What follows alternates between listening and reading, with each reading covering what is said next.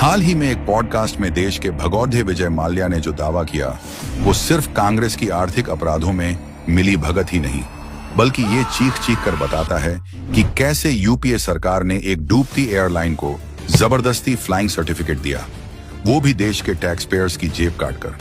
आपको बता दें कि किंगफिशर एयरलाइंस की शुरुआत 2005 में हुई थी।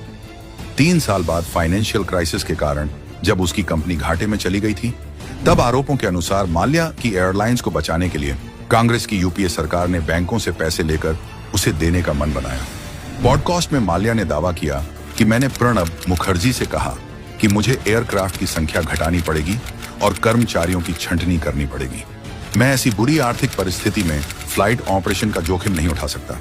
माल्या ने आगे कहा कि यूपीए सरकार ने उसकी अपील को खारिज कर दिया और आश्वासन दिया कि बैंक मदद करेंगे। मतलब देश के बैंकों को लूट का मैदान बना दिया गया, सिर्फ इसलिए कि एक हाई प्रोफाइल कारोबारी की ब्रांड इमेज बची रहे। कॉर्पोरेट सोशलिज्म का सबसे घिनौना चेहरा था वो, मुनाफा तुम्हारा, घाटा जनता का। कांग्रेस ने किन बैंकों के पैसे लेकर माल्या को समर्थन देने का वादा किया था, इस पर जांच होनी बाकी है। लेकिन आपको बता दें कि माल्या पर 17 सरकारी बैंकों के करीब 9,000 करोड़ रुपए की धोखाधड़ी करने का आरोप है। अब आते हैं 2014 के बाद की कहानी पर, जहां नरेंद्र मोदी की सरकार ने ये लोन वसूलने की ठानी, और सिर्फ ठानी नहीं, कर दिखाया। माल्या को विलफुल डिफॉल्टर घोषित किया गया। इंटरपोल से रेड कॉर्नर नोटिस जारी हुआ। विदेश से प्रत्यर्पण की प्रक्रिया तेज हुई। 13,100 करोड़ की संपत्ति जब्त की गई, जो माल्या के कुल लोन से भी ज्यादा थी।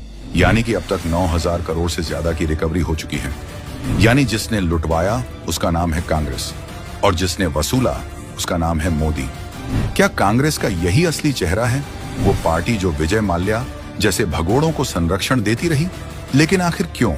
किंगफिशर एयरलाइंस की कहानी सिर्फ एक कारोबारी के धोखाधड़ी की कहानी नहीं है, बल्कि एक पार्टी की करप्टेड सोच का भी जीता जागता उदाहरण है, जो सत्ता में रहकर सिस्टम से घुसकर टैक्स पेयर्स के पैसों को अपनी जागीर समझ बैठी, जिसे देश की जनता कभी माफ नहीं करेगी।